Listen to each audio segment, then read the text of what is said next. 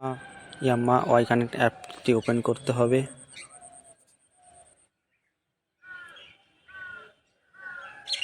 অ্যাপটি খুলে গেলে নিউ রেজিস্ট্রেশনে ক্লিক করতে হবে। Register by email address,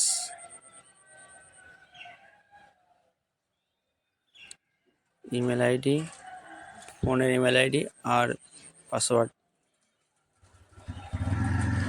email ID password দেওয়া হয়ে গেলে নেক্সট ক্লিক করতে হবে। এখানে সেভ করে নিতে হবে।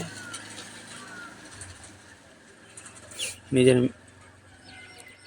এখানে পুরো পেজটি ফর্ম ফিল আপ করার মতন করে দিতে হবে। নাম, কান্ট্রি, ডেট অফ বার্থ, তিনটে অপশান টিক করে নেক্সট ক্লিক করতে হবে।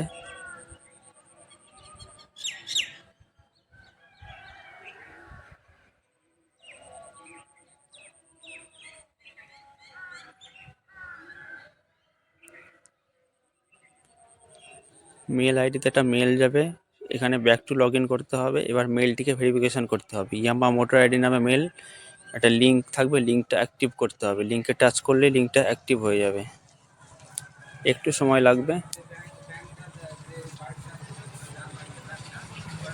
অটোমেটিক এটা হয়ে যাবে, ইমেল ভেরিফিকেশান হয়ে যাবে। আবার সেই হোম পেজে চলে যেতে হবে।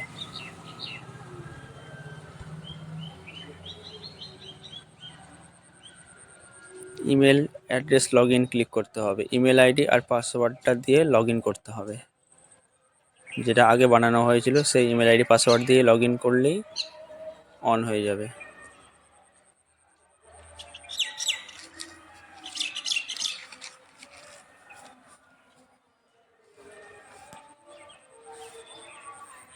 অ্যালাও অপশানটি ক্লিক করতে হবে।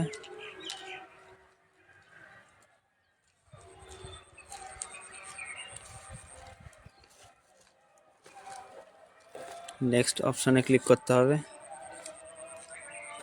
অ্যালাও অপশান আবার ওকে, যতগুলো অপশান থাকবে সবগুলো অ্যালাউ করে দিতে হবে।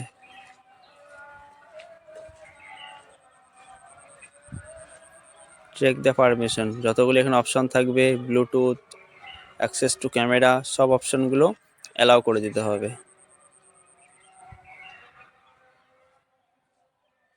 এখানে যতগুলো অপশান থাকবে সবগুলো অ্যালাউ করে দিতে হবে।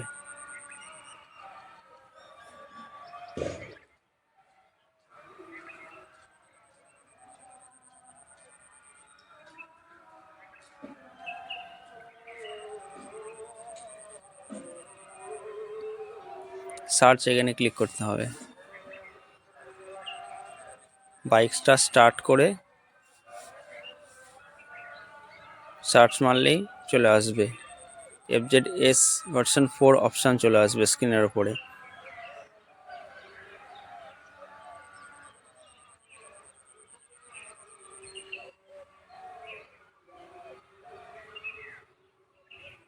নাম চলে আসলে নামের ওপরে ক্লিক করতে হবে। কিউআর কোডটি স্ক্যান করতে হবে, তারপরে কিউআর কোডটি স্ক্যান করলেই কানেক্ট হয়ে যাবে।